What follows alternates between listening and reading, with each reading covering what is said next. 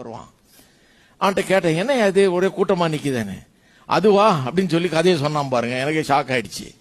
அவன் சொன்னா, இதெல்லாம் இந்த ஆளுகளுடைய 2வது சம்சாரங்கள் சொல்றான்.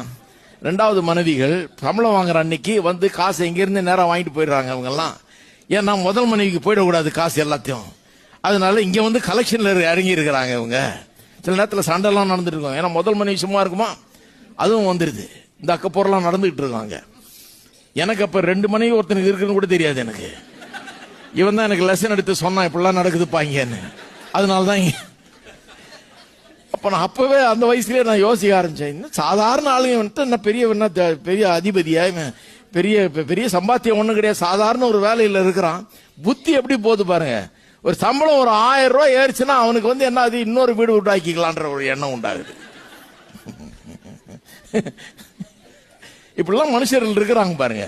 அதனால செழிப்பு கெடுக்குமா? ஆமா கெடுக்கும், சிலரை கெடுக்கும். அதனாலதான் ஆளை நல்லாக்கி அப்புறம் தான் செழிப்பை தர்றாரு ஆண்டவர். செழிப்பு ஒருத்தனுடைய கையில அழிக்கிற ஆயுதமாக பயன்படுமா? ஆமா பயன்படும். அவன் மோசமான ஆளா இருந்தா அவன் அழிப்பான். அதை வச்சு அவன் கேவலமான வேலையில எல்லாம் செய்வான். அதனால கிறிஸ்தவம் என்கிறது அப்படிப்பட்ட செழிப்பை போதிக்கிறது இல்ல. கிறிஸ்தவம் என்கிறது இருதய மாற்றத்தை போதிக்கிறது. இருதயமே பரிசுத்தமான இருதயமாக, ஆண்டவராகிய இயேசுவை போல இருதயம்